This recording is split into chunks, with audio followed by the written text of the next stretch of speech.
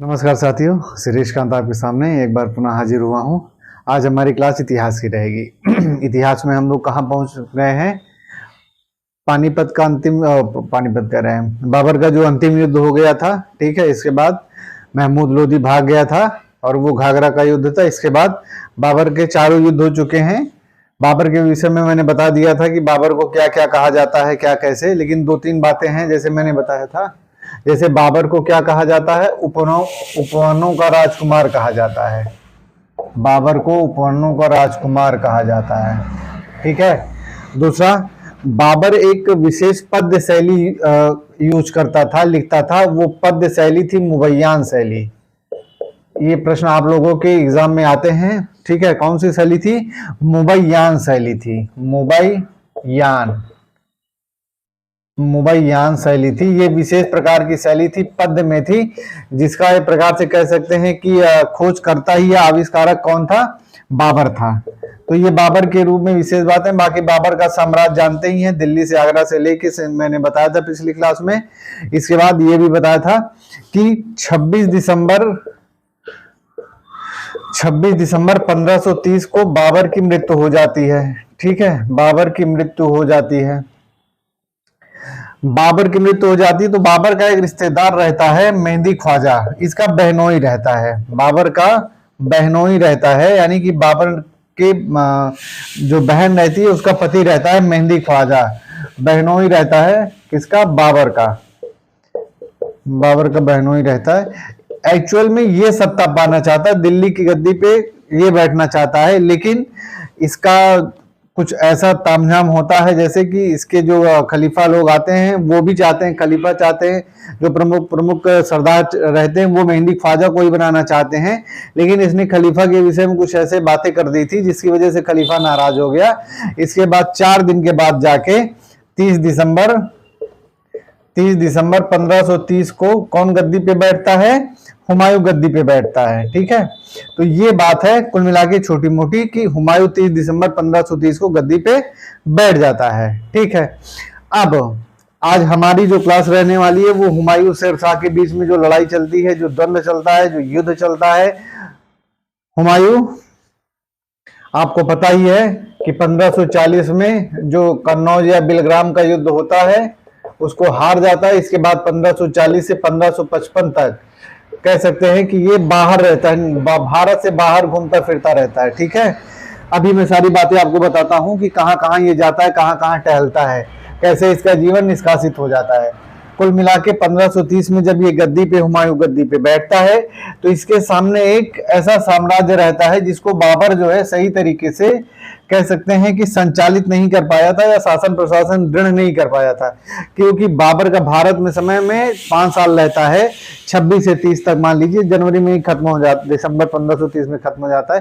लेकिन उसका जो टाइम पीरियड होता है ना, बाबर का जो टाइम पीरियड होता है वो बहुत छोटा होता है। इस वजह से बाबर बहुत कुछ कर नहीं पाता है भारत में साम्राज्य स्थिरता के लिए, ठीक है। अब आपके प्रश्न कैसे बनते हैं? हुमायूं को लेके 3-4 प्रश्न जबरदस्त बनते हैं, ठीक है। खास करके चौसा का युद्ध, कन्नौज या बिलग्राम का युद्ध, शेरशाह से लड़ाई।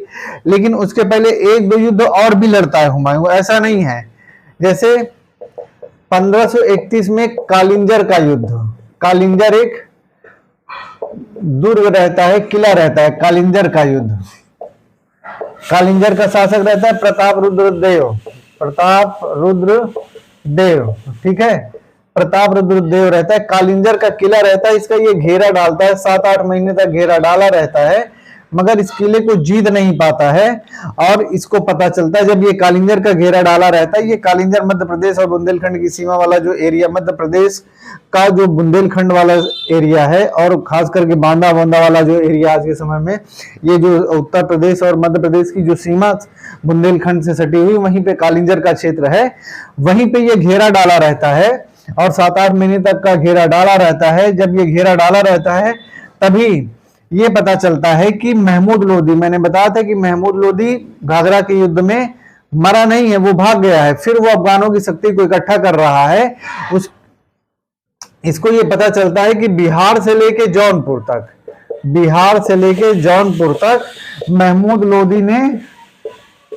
लोदी कौन है?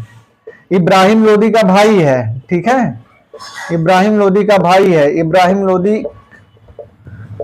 लोदी को मैंने बताया था कि अंतिम अफगान शासक था जो पानीपत के युद्ध में मारा जाता है, एकमात्र सल्तनत कालीन शासक है जो युद्ध के मैदान में ही मार दिया जाता है, इब्राहिम लोदी। इसी का ये छोटा भाई है महमूद लोदी।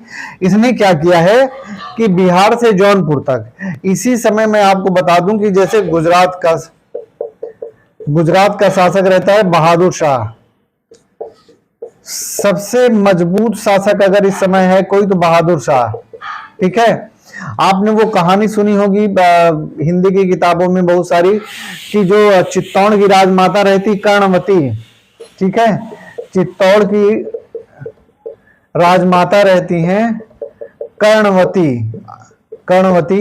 इन्होंने अपनी रक्षा के लिए जो है किसको राखी भेजी थी? हुमायूं को, ठीक है। यही जो कहानी है यही है। और कौन चित्तौड़ पे आक्रमण किया हुआ है? बहादुर शाह। यही गुजरात का शासक बहादुर शाह रहता है, ठीक है। तो ये छोटी मोटी बातें जो आपको समझनी चाहिए, क्योंकि ये प्रश्न आता है कि गुजरात का शासक कौन रहता है? बहादुर शाह, जिसके खिलाफ जो है कहां की राजमाता ने हुमायूं से राखी भेज के सहायता मांगी थी। तो गुजरात के शासक बहादुर शाह के खिलाफ चित्तौड़ की राजमाता कर्णवती ने हुमायूं को राखी भेजी थी, ठीक है। एक रिश्ता बनाने की कोशिश उस समय हुई थी, ठीक है, रानी कर्णवती का, कि चित्तौड़ बच जाए, क्योंकि चित्तौड़ सबसे महत्वपूर्ण है। तो जब कालिंजर का युद्ध चल रहा होता है, कालिंजर के किलों को जो है ये हुमायूं घेरा रहता है, तभी इसको ये पता चलता है कि महमूद लोदी जो है इसके ऊपर बिहार से जौनपुर तक आ गया है और वो किसी भी तरीके से जो है आगरा को फिर से पाना चाहता है और लड़ाई लड़ना चाहता है, क्योंकि उसने महमूद लोदी ने घूम फिर के हर जगह, इस समय बंगाल का शासक है नुसरत शाह, ठीक है। इसी तरीके से मालवा है, ठीक है, इसी तरीके से गुजरात है, बंगाल है, बिहार है। तो ये सब जो एरिया है, जो प्रमुख सरदार हैं खास करके, और जहां पे मुगलों ने सत्ता ली है, सत्ता छीनी है। हालांकि मालवा और गुजरात से तो इन्होंने सत्ता छीनी नहीं थी, लेकिन अभी आप देखेंगे कि कैसे हुमायूं मालवा और गुजरात को जीत लेता है। इसके बाद 1 साल के अंदर मालवा और गुजरात को हार भी जाता है। हुमायूं ऐसा शासक है, जोरदार सेनापति है, किले पे चढ़ जाता है 70-70, 80-80 फीट अपने सैनिकों को लेके किले पे खुद चढ़ जाता है कील ठोक ठोक के।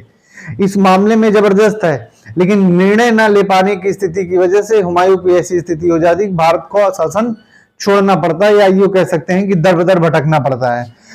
हुमायूं में स्थिरता नहीं है कि कैसे हमको क्या कैसे करना चाहिए। जहां पे कहीं जीत लेता है तो वो आराम ही करने लगता है, ठीक है। तो ये बंगाल का नुसरत शाह है। तो ये जो महमूद लोदी, इब्राहिम लोदी का भाई है, इसका पत्र व्यवहार बहादुर शाह से भी चल रहा है, नुसरत शाह से भी चल रहा है। यानी कि बिहार और जौनपुर तक का दक्षिणी बिहार, पूर्वी पश्चिमी बिहार और दक्षिण बिहार वाला जो एरिया, इधर से लेके पूरा जो है महमूद लोदी ने लगभग जीत लिया है जौनपुर तक, छोटे मोटे स्थान को छोड़ दिया जाए। और ऐसे में इसकी सहायता कौन कर रहे हैं? नुसरत शाह कर रहे हैं और बहादुर शाह कर रहे हैं, और तमाम सारे छोटे छोटे हैवात खान जैसे तमाम सारे बहुत सारे छोटे छोटे लोग रहते हैं अफगान सरदार, वो सब महमूद लोदी की सहायता कर रहे हैं, ठीक है। तो फिर क्या होता है? फिर हुमायूं जब कालिंजर का घेरा डाला है तो ये कालिंजर के शासक रुद्र प्रताप देव से समझौता करता है और 10-15-20 लाख रुपए लेके जो है ये चल देता है। किससे लड़ने के लिए? चल देता है लड़ने के लिए महमूद लोदी से। तो 1532 में कालिंजर का युद्ध ये घेरा छोड़ देता है और एक संधि हो जाती है प्रताप रुद्रदेव से, 10-15 लाख रुपए लेके चल देता है, ठीक है। प्रताप रुद्रदेव इसको पैसा कौड़ी देके जान छुड़ाता है। कुल मिला के फिर 1532 में क्या होता है? 1532 में दोहरिया का युद्ध होता है, जिसको ददरा का युद्ध भी बोलते हैं, ठीक है। 1531 में हुमायूं का कालिंजर का युद्ध हुआ, 1532 में दोहरिया का युद्ध या ददरा का युद्ध बोला जाता है। ददरा का युद्ध हुआ किसके साथ में हुआ? महमूद लोदी के साथ में। प्रमुख अफगान शासक यही रहता है इसमें, महमूद लोदी के साथ में हुआ। और इसी युद्ध में 1532 में कौन लड़ता है महमूद लोदी की तरफ से? शेर खान भी आता है। शेर खान, शेर खान के विषय में थोड़ा सा आप समझ लीजिए। शेर खान चंदेरी के युद्ध में भी, पहली बार चंदेरी के युद्ध में शेर खान किसकी तरफ से लड़ता है? मुगलों की तरफ से लड़ता है। मुगलों के खिलाफ नहीं लड़ता, मुगलों की तरफ से लड़ता है, ठीक है। मुगलों की तरफ से चंदेरी के युद्ध में शेर खान भाग लेता है, क्योंकि शेर खान भाग लेता है क्योंकि शेर खान इस समय किसकी सेना में है? मुगलों की सेना में है। इसकी जो जागीर है, जो जलाल खान रहता है दक्षिणी बिहार का, वहां से ये भाग के चला आता है और इसके कुछ जो इसके शत्रु रहते हैं वो कान भर देते हैं जमाल खान का, और ये वहां से भाग के चला आता है मुगलों की सेना में। और बाबर की सेना में, बाबर की तरफ से चंदेरी के युद्ध में शेर खान भाग लेता है।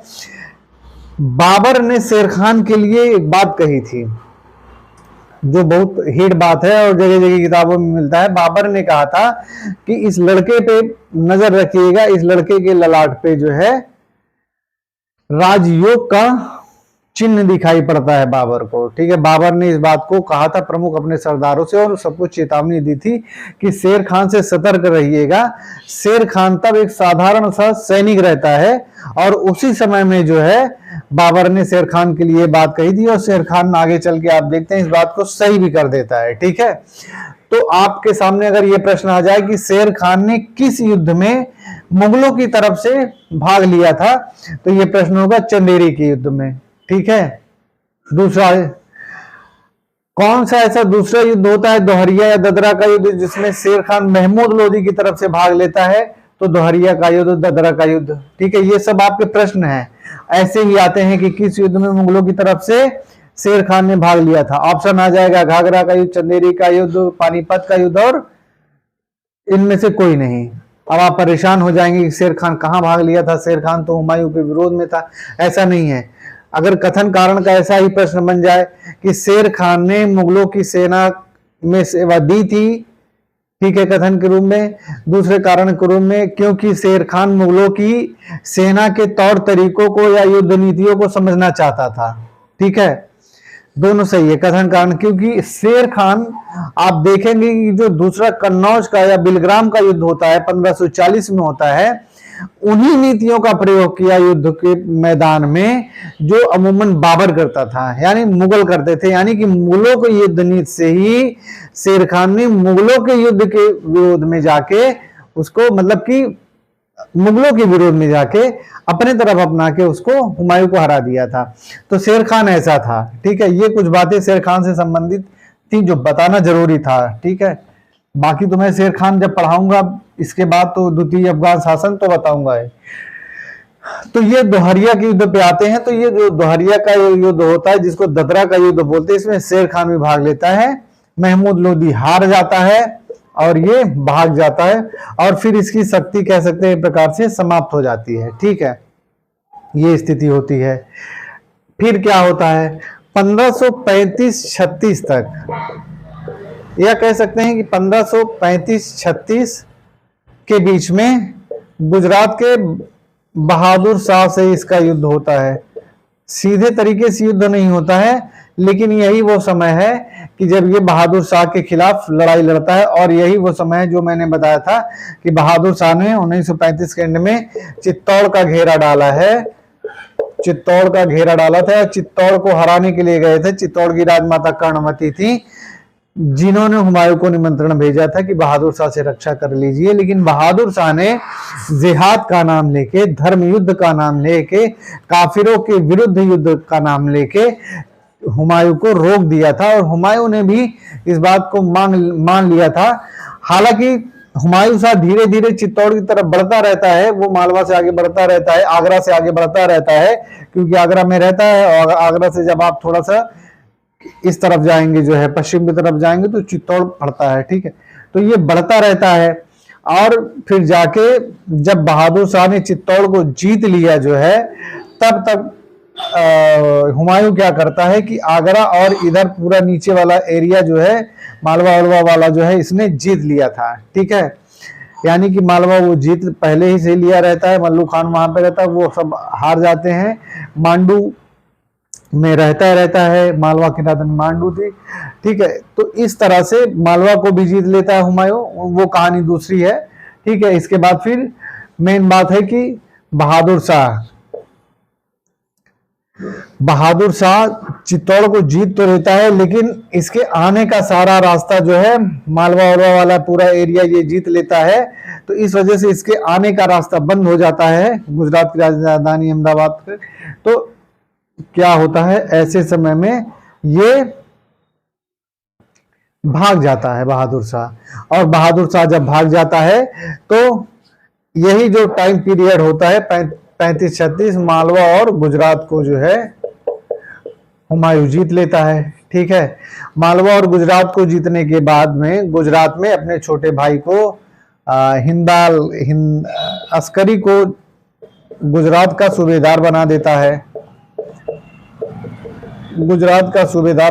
है, ठीक है, और इसकी सहायता के लिए एक हिंदू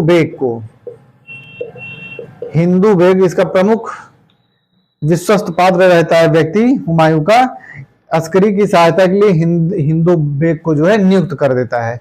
होता क्या है कि जब बहादुर शाह हार जाता है और भाग जाता है, और जब ये गुजरात छोड़ के आगरा आ जाता है, कौन, हुमायूं, तो आगरा गुजरात में क्या होता है कि ये बहादुर शाह के जो समर्थक होते हैं, एक योग्य व्यक्ति रहता है बहादुर शाह का, बहुत ही योग्य व्यक्ति रहता है, इमादुल मुल्क, वो जो है मुगलों के खिलाफ जो है एक नीति चलाता है और मुगलों के विरुद्ध लोगों को भड़काता है। और जैसा कि अस्करी और हिंदू बेग में पटता नहीं, अस्करी कौन है, ये हुमायूं का छोटा भाई है, अस्करी और हिंदू बेग, अस्करी को सूबेदार बना देता है गुजरात का, और हिंदू बेग को इसकी सहायता के लिए कर देता है। ठीक है, लेकिन ऐसी स्थिति में हिंदू बेग और इसमें पटती नहीं है। ठीक है, होता क्या है कि जो गुजरात का एक व्यक्ति रहता है, जो बहादुर शाह का सबसे विश्वस्त पात्र व्यक्ति रहता है, इमादुल मुल्क, वो क्या करता है, वो लोगों को भड़काना शुरू कर देता है कि मुगल जो है हमें मारने के लिए आए हैं, मुगलों को यहाँ से भगाना चाहिए, प्रकार से भावनात्मक अपील करता है। और गुजराती, जो गुजरात में रहने वाले लोग भारतीय रहते हैं, वो जो है अपने पुराने शासक का ही साथ देते हैं और मुगलों के विरुद्ध घृणा की भावना पनप उठती है। ऐसी स्थिति में इमादुल मुल्क धीरे धीरे जो है बहादुर शाह को भी बुला लेता है, बहादुर शाह पुनः आ जाता है। ठीक है, और दोनों मिलके एक ऐसी रणनीति करते हैं कि ऐसा भ्रम उत्पन्न हो जाता है अस्करी और हिंदू बेग में कि एक दूसरे दोनों के खिलाफ हो जाते हैं, और अस्करी एक सेना लेके हुमायूं से मिलने के लिए आगरा की ओर बढ़ता है। ठीक है, हिंदू बेग को ये लगता है कि अस्करी क्या करता है, अस्करी जो है जा रहा है हुमायूं से युद्ध करने के लिए, वो स्वतंत्र होने के लिए फिराक में रहता है। हालांकि ये हिंदू बेग पहले अस्करी से ये कहता है, तमाम सारे सरदार कहते हैं कि आप स्वतंत्र शासक खुद को घोषित कर दीजिए, पर ये ऐसा नहीं करता है। इसके बाद इसको हिंदू बेग ने हुमायूं को सूचना भिजवाई कि अस्करी जो है गुजरात से सेना लेके आगरा की तरफ बढ़ रहा है। ऐसी स्थिति में हुमायूं भी आगरा से एक सेना लेके अस्करी से लड़ने के लिए आता है, लेकिन दोनों भाइयों के बीच में जब मिलन होता है, भरत मिलाप होता है, तो दोनों के बीच में जो शंकाएं होती हैं वो समाप्त हो जाती हैं, और हुमायूं दोनों को माफ कर देता है। ठीक है, अस्करी को और किसको, हिंदू बेग को। फिर से ऐसी स्थिति में जब ये गुजरात छोड़ के निकलता है तो बहादुर शाह फिर से गुजरात का शासक बन जाता है। ठीक है, गुजरात का शासक बन जाता है, और ये मांडू, जो मांडू रहता है मालवा का हिस्सा रहता है, मालवा में, मालवा को भी ये छोड़ के जब आगरा आ जाता है तो ऐसी स्थिति में मालवा भी निकल जाता है। तो अभी मैंने बताया था कि 1535-36 के बीच में मालवा मांडू आते हैं, और 36 के एंड होते होते दोनों निकल जाते हैं, मालवा और गुजरात दोनों निकल जाते हैं, क्योंकि अयोग्य शासक नहीं थे, अस्करी कमजोर था। ठीक है, बाकी जो हुमायूं के भाई थे, मैंने आपको बताया था कि हुमायूं अपने छोटे भाइयों से बहुत प्यार करता था। जो इसके 3 छोटे भाई थे तो सौतेले ही, मैंने आपको बताया भी था कि जैसे कि उसने इसका जो छोटा भाई था ये क्या, हाँ, अस्करी को इसने कहाँ का, जब ये सुल्तान बनता है 1530 में, जब शासक बनता है तो कहाँ की जागीर देता है, संभल की जागीर देता है। ये प्रश्न आता है, ठीक है। इसके बाद फिर हिंदाल को मेवात की जागीर देता है, हिंदाल को मेवात की जागीर देता है, और कामरान को काबुल कंधार की ये जागीर देता है, यानी कि राज्य दे देता है, काबुल कंधार, अफगानिस्तान में काबुल कंधार। बाद में कामरान को हिसार और फिरोजा का भी जागीर दे देता है, हिसार फिरोजा की भी जागीर दे देता है। तो हुमायूं आप देखेंगे बहुत अपने भाइयों को प्यार करता है, और 1557 तक लगातार माफ करता जाता है, जबकि इसके जो भाई हैं बाद में आप देखेंगे कि जब इसका शेर खान से युद्ध चलता रहता है तो ये सहायता भी नहीं करते हैं। तो ये हो गया इसका एक छोटा छोटा सा, जो भारत में लड़ाइयां चलती रहती हैं हुमायूं का, ठीक है। अब मेन जो प्रमुख प्रतिद्वंदी इसका है वो है शेर खान। शेर खान 1536-37 तक क्या करता है कि चुनार के किलों को जीत लेता है, चुनार को जीत लेता है, 1532 में ही बेसिकली जीत लेता है।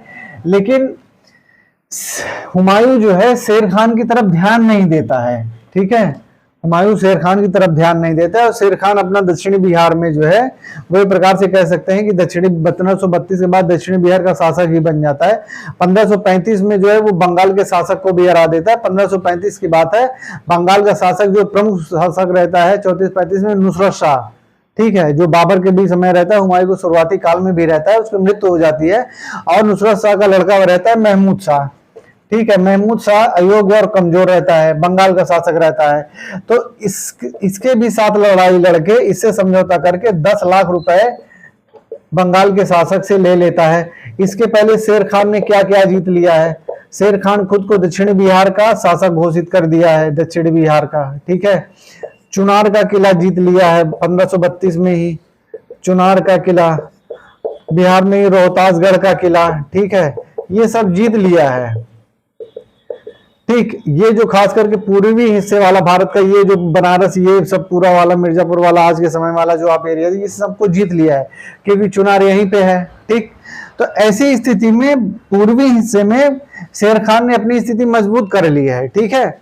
और शेर खान जब इतना शक्तिशाली हो गया तो हुमायूं के कान में जाके जूं रेंगता है, ठीक है। इसके बाद हुमायूं इससे लड़ने के लिए चुनार के किले पे 1537 में क्या करता है कि हुमायूं आगरा से बढ़ता है, और 1537 में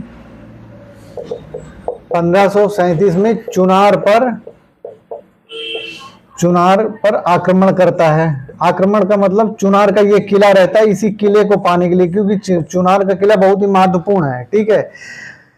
7-8 महीने तक ये चुनार के किले पे घेरा डाला रहता है, जीत भी नहीं पाता है, और एक फिर से समझौता हो जाता है।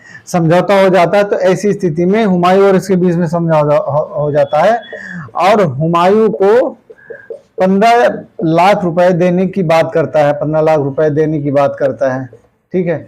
समझौता हो जाता है, लेकिन इसके बावजूद भी ये क्या करता है कि यहाँ पे इसने क्या किया था कि चुनार के पास में अपने जो इसका बेटा रहता है शेर खान का, उसको हुमायूं को उलझाने के लिए इसने इसको भेज दिया था।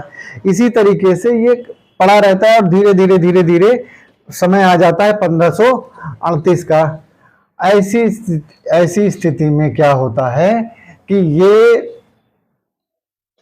चुनार मुगलों के अधीन आ जाता है, समझौता भी रद्द हो जाता है। सिर्फ वो चुनार में मुगल हुमायूं को रोकना चाहता है शेर खान। शेर खान बहुत ही चालाक है, ठीक है। मान लीजिए ये चुनार है, चुनाव में इसको 7-8 महीने तक रोक दिया, अपने लड़के को भेज दिया था, लड़के ने उलझा के रखा था, समझौते की बात कर रही थी, हम इतना देंगे उतना देंगे, ऐसा कुछ हो नहीं पाता है, ठीक है। इसके बाद फिर ये बंगाल तब तक क्या करता है कि शेर शाह जो है ये चुनार में ही अटके हैं हुमायूं, ठीक है। शेर शाह ने क्या किया कि बंगाल को जीत लिया, ठीक है। बंगाल की राजधानी गौड़ थी, ठीक है। गौड़ में जाके उसने नुसरत शाह शासक थे, उनको मार डालता है, बीवी बच्चों को सबको मार डालता है, और बंगाल में शासक को मार के क्या करता है कि ये वापिस आ जाता है, ठीक है। कहाँ जाता है, फिर से आ जाता है अपने दक्षिणी बिहार के क्षेत्र में आ जाता है, और जो रोहतासगढ़ का किला रहता है वहीं पे लाके पूरी संपत्ति को रख देता है। बेसिकली मैं आपको चौसा का युद्ध के विषय में बता रहा हूं, ठीक है। 1537 में ये निकल दिए हुमायूं शेर खान को हराने के लिए। शेर खान पूरी रणनीति के साथ खेल खेल रहा है। पहले इसको चुनार के किले में ही 7-8 महीने के लिए रोक देता है, अपने लड़के को फंसा देता है बातचीत में, ये वो में। तब तक शेर खान क्या करता है, पूरी सेना लेके बंगाल में जाके शासक को हरा देता है, नुसरत शाह को मार डालता है। इसके बाद वहां पे जितना सोना चांदी मिलता है लाके अपने रोहतासगढ़ का किला, जो इसका एक अभेद्य किला है, ठीक है, ठीक है, यहाँ पे जमा कर देता है। ठीक, जब ये चुनार का किला जीत लेते हैं, जीत जाता है हुमायूं, जीत जाता है, संधि खत्म, कहानी हो जाती है। क्योंकि संधि के बीच में ही शेर शाह का जो लड़का रहता है वो निकल भागता है शेर खान का, ठीक है, शेर खान का लड़का निकल भागता है और जाके अपने पिता से मिल जाता है। ऐसी स्थिति में ये गौड़ से जीत के फिर वापिस आ जाते हैं और ये लोग जाते हैं बंगाल। जब ये हुमायूं बंगाल में पहुंचता है तो बंगाल बिल्कुल सूना है, लूटपाट से सना हुआ है, ठीक है, लोग मारे जा चुके हैं। बंगाल का शासक नुसरत शाह मर चुका है, बीवी बच्चों को इसने मार डाला है शेर खान ने। ऐसी स्थिति में हुमायूं को बंगाल में कुछ नहीं मिलता है, ठीक है, कुछ नहीं मिलता है। लगभग आप समझिए कि ये समय है 1538 दिसंबर, नहीं दिसंबर नहीं, जून 1538 में ये कहां पहुंच जाता है, लगभग मई जून में बंगाल पहुंच जाता है। और बंगाल में फिर ये 7-8 महीने गुजारता है। फिर यहाँ ये बंगाल में हुमायूं आराम करता है, शासन व्यवस्था को देखता है, अपने बहुत सारे सरदारों को जो है देखता है, बंगाल की व्यवस्था को बनाता है। जब ये बंगाल में रहता है तो हुमायूं क्या करता है, हुमायूं ने कन्नौज जीत लिया है, कन्नौज पे अफगानों का शासन हो गया है, कड़ा को जीत लिया है, ठीक है, बनारस को जीत लिया है, ठीक है, जौनपुर को जीत लिया, मतलब ये सब हुमायूं ने जीत लिया है। और ये कह सकते हैं कि हुमायूं के जो वापिस आने का, मान लीजिए यहाँ पे गौड़ है और इसको अगर वापिस आना है तो ऐसे ही तो आएगा, ये यहाँ पे आगरा है, ठीक है, यहीं के बीच में सब कुछ पड़ जाता है, जौनपुर है, ठीक है, कड़ा है, ठीक है, इसके बाद कन्नौज, ये सब जिधर से अगर ये होके जाएगा, ये दोनों रास्तों को इसने जीत लिया है। ठीक, ये चला तो गया है लेकिन अब आएगा कैसे, आने के लिए समस्या इसी बात की है कि हर जगह इसको शेर खान से लड़ाई लड़ना पड़ेगा। ऐसे समय में जब ये बंगाल में ही रहता है, गौड़ में रहता है, इसको सूचना मिलती है कि आगरा में इसका जो छोटा भाई है, ठीक है, जो छोटा भाई है हिंदाल, वो आके इसका जो एक विश्वास पात्र रहता है जो आगरा को देख रहा था उसको मार देता है। और हिंदाल जो है आगरा पे क्या कर लेता है, कब्जा कर लेता है आगरा में, ठीक है। अब इसके भाई भी इसके खिलाफ है पूरी तरह से। ऐसी स्थिति में ये गौड़ से वापिस चलता है। जब गौड़ से वापिस चलता है तो ये मान लीजिए कि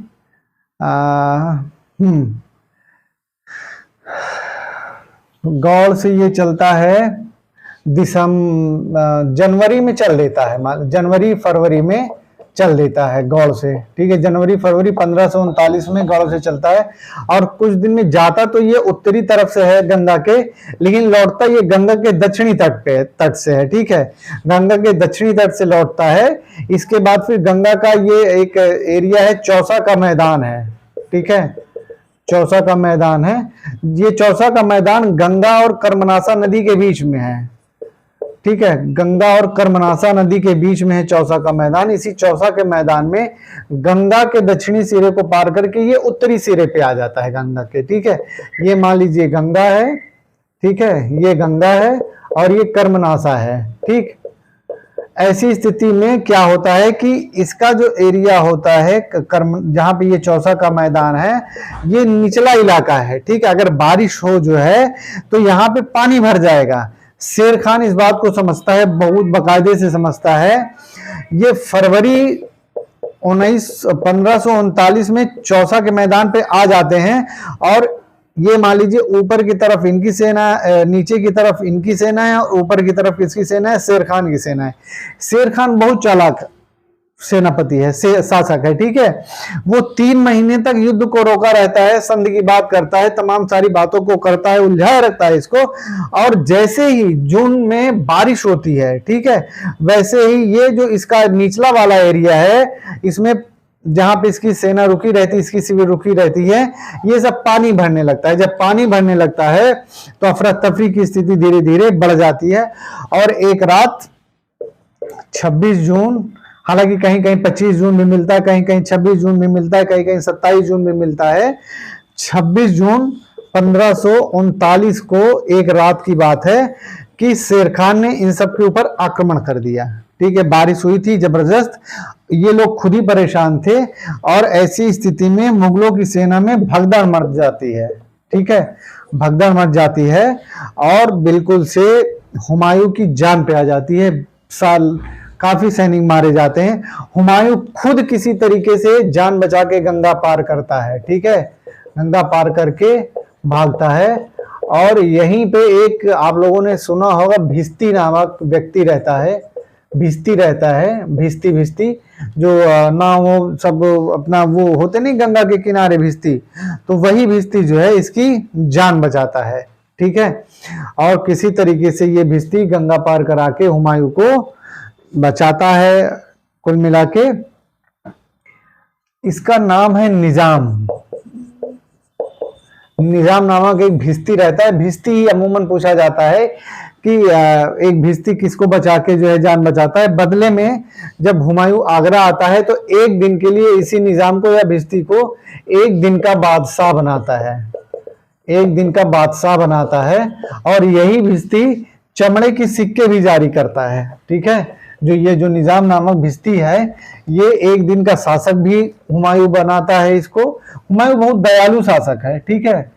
वो जो उसके साथ में अच्छा करता है वो कोशिश करता है कि अच्छा करता है, और जो बुरा करता है उसके साथ में जब वो अच्छा करने की कोशिश करता है, यही दयालुता उसके पतन का कारण है। तमाम सारे इतिहासकारों ने, R P Tripathi, R S Sharma, इन लोगों ने सिद्ध करने की कोशिश की है कि यही दयालुता। तो वो निजाम को एक दिन का बादशाह बनाता है, और यही निजाम क्या करता है कि चमड़े के सिक्के जारी करता है, चमड़े के सिक्के जारी करता है, सिक्के जारी करता है, ठीक है, ठीक। तो ये चौसा का युद्ध ये रहता है, ठीक है। पूरी कहानी जो मैंने थोड़ी सी आपको बताने की कोशिश की है, चौसा का युद्ध जीत लेता है शेर खान। और चौसा का युद्ध जीतने के उपलक्ष्य में शेर खान ने शेर शाह की उपाधि धारण की, ठीक है, शेर शाह की उपाधि धारण की। और क्या किया, स्वयं को सुल्तान घोषित किया, खुद को सुल्तान घोषित किया, ठीक। हुमायूं का क्या चल रहा है, हुमायूं आगरा आता है, आगरा में इसका छोटा भाई हिंदाल रहता है, उसको हरा उड़ा के, ठीक है, फिर हिंदाल को माफ कर देता है, ठीक। इसके बाद फिर ये तो तय हो गया है कि हुमायूं का अब सबसे बड़ा शत्रु शेर खान हो गया है। शेर खान इधर और भी अपनी गतिविधियां शुरू किया रहता है, क्योंकि वो किसी तरीके से हुमायूं को भारत से बाहर भेजना चाहता है। ऐसी स्थिति में अब एक युद्ध तो असंभावी हो जाता है। कहां पे बैठा है, आके कन्नौज में बैठा हुआ है शेर खान, ठीक है। इसके बाद फिर बहुत जल्दी वो समय आता है, कुछ ऐसी घटनाएं घटती हैं, ठीक है, जो बताना भी जरूरी नहीं है, क्योंकि कोई ये पीजीटी की क्लास नहीं है अभी, तो ठीक है। समय आता है 1540 का, ठीक। 1540 के शुरुआती समय में कुछ ऐसी घटनाएं घटती हैं। एक इसका शेर खान का, शेर शाह का एक सैनिक रहता है, सेनापति रहता है कुतुब खान, वो जाता है मुगलों से लड़ने के लिए, तो हुमायूं की सेना ने उसको मार के भगा दिया होता है। तमाम सारी चीजें हुई रहती हैं। इसके बाद 1540 में ये निकलता है, कौन निकलता है, हुमायूं निकलता है सीधे सीधे युद्ध करने के लिए, ठीक है। अब बिल्कुल से किसी भी तरीके से वो रुकना नहीं चाहता है, ठीक है। और फरवरी एंड और मार्च में वो निकलता है शेर शाह से युद्ध करने के लिए। शेर शाह कहाँ है, कन्नौज में आके अपनी सेना को रोक दिया है। ठीक है, वो कन्नौज में आगे अपनी सेना को रोक दिया है। ये मार्च के एंड में पहुंच जाते हैं, चलते हैं। इसके बाद फिर 1.5-2 महीने सेना आमने सामने है। ठीक है, इधर शेरशाह की सेना है और इधर हुमायूं की सेना है। हुमायूं फिर वही गलती करता है, शेरशाह फिर इसको बातचीत में उलझाया हुआ है, हुमायूं फिर यही गलती करता है। ये गंगा के तट का निचला इलाका है, ये ऊपरी इलाके पे बैठा है। अगर आप ऐसे देख लें तो ऐसे है, मान लीजिए बारिश होगी, अगर ये ऊपरी इलाका है तो पानी बह के इधर ही आएगा। यहाँ पे हुमायूं की सेना खड़ी है, यहाँ पे शेरशाह की सेना खड़ी है। ठीक है, राजनीतिक रूप से, कूटनीतिक रूप से शेरशाह इससे ज्यादा चतुर है, कूटनीतिज्ञ है। अपनी कूटनीतिक चाल की वजह से हुमायूं को इसने बातचीत में उलझा के रखा है। और ऐसी स्थिति में बारिश का समय आता है, मई का समय रहता है, बारिश का समय शुरू हो जाता है और 17 मई 1540 को जबरदस्त बारिश होती है और इनके शिविर में फिर पानी भर जाता है और ये ऊपरी इलाके में जाने की कोशिश करते हैं। ये आप ये कह सकते हैं बिल्कुल चौसा के युद्ध की फोटोकॉपी है, ये फिर से वही बातें हो रही हैं। ठीक है, वहां 3-3.5 महीने रुके रहते हैं, यहाँ 1.5-2 महीने आगे रुके रहते हैं। वहां भी शेरशाह चुनार के किले में, और इनको जब चौसा के मैदान में 3-3.5 महीने रहते हैं, बात में उलझाया रहता है। कन्नौज के भी युद्ध में शेरशाह इनको बातों में उलझाया हुआ है। ठीक है, हुमायूं को अंदाजा ही नहीं चल पा रहा है, बात के नाम पे, संधि के नाम पे, पैसा कौड़ी के नाम पे इसको उलझाया हुआ है। ठीक है, बारिश होती है और इनके शिविर में पानी भर जाता है। सुबह का समय 17 मई 1540 का सुबह का समय रहता है। ये सब शिविर अपने जो है ऊपर की ओर लेके जा रहे होते हैं। इतने में शेरशाह की सेना ने अटैक कर दिया, आक्रमण कर दिया और हुमायूं की सेना बिल्कुल से तहस नहस हो गई, तितर बितर हो गई, अधिकांश सैनिक मारे गए और हुमायूं खुद जो है भाग के आगरा आता है और शेरशाह इसका इस बार लगातार पीछा करता है आगरा। जब इस हुमायूं को पता चलता है कि शेरशाह मेरा पीछा कर रहा है तो फिर ये आगरा से भागता है लाहौर की तरफ। ठीक है, लाहौर में इसका छोटा भाई जो है हिंदाल, उसका शासन रहता है। ये मिलते हैं, बात नहीं बनती है, फिर ये लाहौर से सिंध की ओर जाता है। ठीक है, सिंध में इसी का छोटा भाई रहता है। तो ये कुल मिला के हुमायूं फिर सिंध से काबुल कंधार, काबुल कंधार से फिर 1544 में कहाँ चला जाता है, ईरान चला जाता है। ईरान के साथ तहमास्प की शरण में, ईरान के साथ तहमास्प की शरण में चला जाता है। ये प्रश्न आता है, यानी कि ईरान का जो शाह रहता है वो हुमायूं को शरण देता है। किस बात के लिए शरण देता है? हुमायूं क्या रहता है, सुन्नी मुसलमान रहता है, सुन्नी मुसलमान, बाबर सुन्नी मुसलमान है। ठीक है, ईरान का शाह शिया मुसलमान है। ठीक है, शिया मुसलमान है। ईरान का शाह कहता है कि मैं आपको सहायता तो दूंगा, आपके जो काबुल कंधार वाले जो कामरान और अस्करी और ये हिंदाल लोग हैं, कामरान खास करके ये हमारे अस्करी कंधार के पास में रहता है, कंधार अस्करी के पास में रहता है, काबुल कामरान के पास में रहता है। ठीक है, तो ये स्थिति में अस्करी का शासक कौन है? अस्करी कह रहे हैं, अस्करी कहाँ का शासक है? कंधार का। और कामरान कहाँ का शासक है? काबुल का। ठीक है, काबुल का। जब ये होता है, जब ये भागता है 1541-42 में पहुंचता है, तो ये सब जो है इसको सहायता नहीं देते हैं। कामरान तो बाकायदा अपने सैनिकों को भेजता है हुमायूं को गिरफ्तार करवाने के लिए। ठीक है, 1541 में सिंध में ही, जब ये सिंध में रुका रहता है, भाग के सिंध में पहुंचता है, लाहौर से होते हुए सिंध पहुंचता है, तो सिंध में ही सिंध के हिंदाल शासक रहता है। मैंने बताया कि लाहौर सिंध में हिंदाल रहता है। ठीक है, ये दोनों जगह का रहता है, लेकिन लाहौर का फिर बाद में छोड़ देता है। तो हिंदाल का एक आध्यात्मिक गुरु रहता है मीर अली अकबर, मीर अली अकबर। ठीक है, इसी मीर अली अकबर की बेटी रहती है हमीदा बानू बेगम, हमीदा बानू बेगम। ठीक है, हमीदा बानू बेगम रहती है, किसकी रहती है? सिंध में हिंदाल है, हिंदाल का आध्यात्मिक गुरु है मीर अली अकबर। इसी मीर अली अकबर की बेटी रहती है हमीदा बानो बेगम, और 1541 में इसी हमीदा बानो बेगम से हुमायूं ने शादी कर ली। ठीक है, शादी कर ली, हमीदा बानो बेगम से शादी हो गई।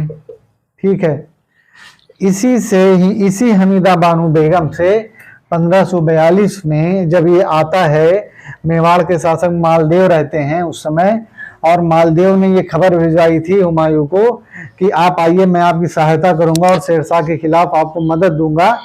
तो ये आता है मालदेव से मिलने के लिए। मेवाड़ का शासक मालदेव रहता है। ठीक है, मेवाड़ का शासक मालदेव रहता है। ठीक, मालदेव रहता है। ये 1542 की बात है। 1541 में कहां पे है? ये सिंध में है। ठीक, 1541 में सिंध में है। 1540 में कन्नौज या बिलग्राम का जो युद्ध होता है, जब हार जाता है तो शेरशाह ने क्या कर लिया है? शेरशाह दिल्ली का सुल्तान हो चुका है, यानी कि दिल्ली का सुल्तान हो चुका है, दिल्ली का सुल्तान घोषित कर दिया है। दूसरा अफगानी साम्राज्य की स्थापना हो चुकी है, या इसको सूरवंश भी बोला जाता है। ये सूरवंश का रहता है, शेरशाह सूरवंश का रहता है, और दूसरी अफगानी साम्राज्य की स्थापना दिल्ली में हो गया है। ठीक, अब ये शेरशाह को यहीं पे रोक देते हैं। जब शेरशाह को कल पढ़ेंगे तो देखेंगे, थोड़ा सा हुमायूं के बारे में देख लिया जाता है। 1541 में ये सिंध पहुंचता है। सिंध में कौन शासक है? हिंदाल, इसका छोटा भाई है। ठीक है, यहीं पे हिंदाल का एक आध्यात्मिक गुरु रहता है मीर अली अकबर। मीर अली अकबर, इसी की लड़की रहती है हमीदा बानो बेगम। इसी से 1541 में शादी होती है। ठीक है, 1541 में ही रुका है, अपना जोड़ तोड़ कर रहा है। 1542 की शुरुआती समय की बात है। मालदेव मेवाड़ का शासक रहता है, ये खबर भिजवाता है हुमायूं को कि आप आइए, मैं इस शेरशाह के विरुद्ध आपकी सहायता करूंगा। ठीक है, ये वहां से चलता है। मई जून जुलाई अगस्त की बात है, अगस्त की बात है। ये आता है तो रास्ते में इसको पता चलता है, किसको? हुमायूं को पता चलता है कि मालदेव किसकी तरफ मिल गया है? शेरशाह की तरफ मिल गया है। अगर मालदेव से ये मुलाकात करेगा तो मालदेव इसको गिरफ्तार करवा के, ठीक है, किसको सौंप देगा? शेरशाह को सौंप देगा। ये रास्ते से ही वापिस हो जाता है। तब तक इसकी वाइफ जो है वो क्या है? ये गर्भवती है। तो जब ये लौट रहा होता है तो अमरकोट एक स्थान है राजस्थान में, अमरकोट के राणा रहते हैं वीरसाल। अमरकोट के राणा रहते हैं वीरसाल। इन्हीं अमरकोट के राणा वीरसाल के यहाँ अक्टूबर 1542 में अकबर का जन्म होता है। अकबर का जन्म होता है। तो अकबर का जन्म कहाँ पे होता है? एक हिंदू राजपूत के यहाँ होता है। ठीक है, एक राजपूत के, राजस्थान के राजपूत है अमरकोट के राणा वीरसाल, वहीं पे होता है। ठीक है, अकबर का जन्म अक्टूबर 1542 में होता है। तो ये कहानी है मोटा मोटा हुमायूं की। ठीक, 1542 में ये हो जाता है। ठीक, इसके बाद फिर शेरशाह का शासन चलता रहता है, हुमायूं उधर उधर भटकता रहता है। फिर मैंने बताया कि सिंध में भी जो है इसको बहुत सारी चीजें ठीक नहीं लगती हैं। जब ये लौटता है तो फिर ये काबुल कंधार जाता है। काबुल कंधार में इसके भाई लोग हैं, अस्करी है और कामरान है, वो इसको गिरफ्तार करना चाहते हैं। तो अस्करी के यहाँ, मतलब कि कंधार में अस्करी के यहाँ 1 साल का रहता है अकबर जो है। 1543 की बात है। ये अस्करी को छोड़ के चला जाता है 1544 के शुरू में ईरान चला जाता है। यही ईरान का शाह तहमास्प रहता है जो हुमायूं को शरण देता है। इसके बाद हुमायूं इसी ईरान के शाह की मदद की वजह से, ईरान का शाह क्यों मदद करता है इसको? ये कहता है कि आप शिया मुसलमान बन जाओ, यानी कि ईरान का शाह शिया मुसलमान है और हुमायूं सुन्नी मुसलमान है। वो इसको कहता है कि आप सुन्नी मुसलमान बन जाओ, कंधार काबुल को जब आप जीत लेना तो अपने राज्य में शिया धर्म का प्रचार करना, यानी कि शिया को बढ़ावा देना। ये उस समय की परिस्थितियों में मान लेता है और फिर अस्करी को हरा देता है और किसको हरा देता है? कामरान को हरा देता है। 1546 तक अस्करी को हरा देता है, दोनों लोगों को हरा देता है। ऐसी स्थिति में क्या करता है फिर? जब हो जाता है तो यहाँ के भाई सिनेरियो बदल जाता है। ठीक है, क्योंकि 1545 में शेरशाह खत्म हो जाता है, जो उसके उत्तराधिकारी होते हैं वो अयोग्य रहते हैं। 1554 की बात है। 1554 में यहाँ पे दिल्ली में इस्माइल शाह रहता है, इस्माइल शाह के बाद इसको मार दाड़ के जो है कौन आता है, सिकंदर सूर आ जाता है, सिकंदर सूर। ठीक है, इसी सिकंदर सूर के समय में हुमायूं काबुल कंधार से दोबारा 1554 में चलता है, और 1554 में जब चलता है तो वो पहले पेशावर को जीतता है। इसके बाद 1555 में, मई 1555 में सिकंदर शाह क्या करता है कि ये जो सिकंदर सूर है ये तातार खान और हैबात खान को भेजता है। ठीक है, दिल्ली का शासक इस समय कौन है, 1554 में और 1555 में। ठीक है, 1554 के एंड में 2-2.5 महीने की बात है, पहले इस्माइल शाह रहता है, उसको मार के फिर ये सिकंदर सूर शासक है। ठीक है, ये सिकंदर सूर शासक है। ये 15 मई, हाँ, जब हुमायूं चलता है काबुल कंधार से तो पहले पेशावर को जीत लेता है, फिर पंजाब को, इसी पंजाब में एक है मच्छीवाड़ा, मच्छीवाड़ा इसी स्थान पे होता है युद्ध, मच्छीवाड़ा का युद्ध होता है। जब ये हुमायूं दोबारा वापस रहता है और शासक रहता है सिकंदर सूर, सिकंदर सूर ने अपने 2 सेनापतियों को भेजा, एक का नाम रहता है तातार खान और दूसरे का नाम रहता है हैबत खान, हैबत खान। ठीक है, ये मच्छीवाड़ा का युद्ध होता है 15 मई 1555 को, सब कुछ 15-15-15 है, तो 15 मई 1555 को मच्छीवाड़ा का युद्ध होता है, जिसमें सिकंदर सूर की तरफ से तातार खान और हैबत खान भाग लेते हैं, हुमायूं दोनों को हरा देता है। इसके बाद फिर सिकंदर सूर स्वयं आगे बढ़ता है, तब मच्छीवाड़ा का युद्ध हार जाते हैं तो पूरा पंजाब कौन जीत लेता है, हुमायूं जीत लेता है। फिर उधर से सिकंदर सूर आगे बढ़ता है और सरहिंद के पास आते ही हुमायूं की सेना और इसकी सिकंदर सूर की सेना में लड़ाई होती है, जो सरहिंद का युद्ध के नाम से जाना जाता है, और ये युद्ध हुआ है 22 जून 1555 को।